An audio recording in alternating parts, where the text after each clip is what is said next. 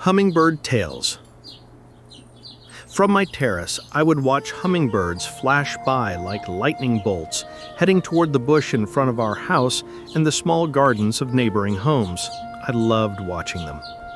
One summer that arrived with more heat than usual, I decided to put out a large red feeder to help them through the drought. That's how these hummingbird stories began, getting to observe these little angels up close.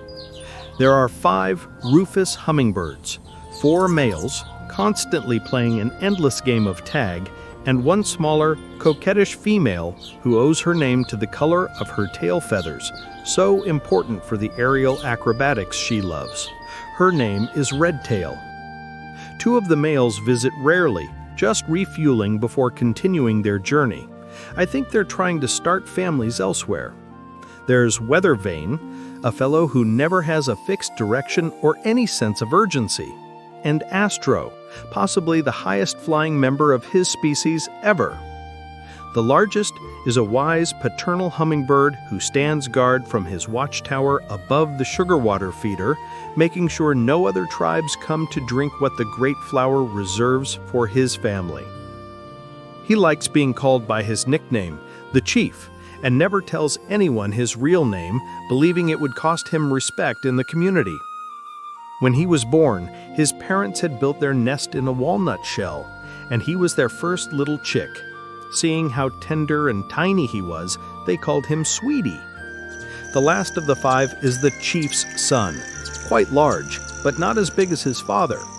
He wants to command respect too, so he calls himself Sparrow, after that enormous, strong bird he imagines he'll become when he finishes growing. Sometimes a traveler arrives. I think it might be a little brother who migrated perhaps to the forests surrounding the city. He drinks and communicates through small chirps with the others, greets them, and when leaving, makes a trill that sounds like a song of joy at finding them well. They don't sleep like we do. During the day, their heart rate is 1,260 beats per minute. What an active little heart, the one that loves most in the world. And in torpor, their nighttime hibernation, it drops to 50 beats.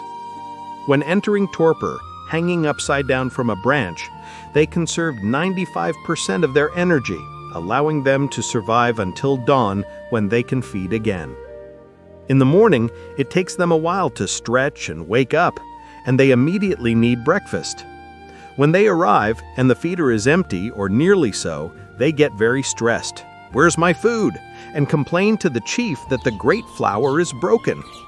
They only weigh 5 grams. How can they drink so much? He calms them, sends them to gather nectar from nearby flowers, and prays to the bird god near my window, asking him to let me know so I can fix the flower. Then I take it down, wash it thoroughly, and refill it. As I hang it back up, he checks that it's full and rushes to find his family. These tiny gardeners of the air tend to the neighborhood flowers each day and gift us with the joyful spectacle of their magic in motion.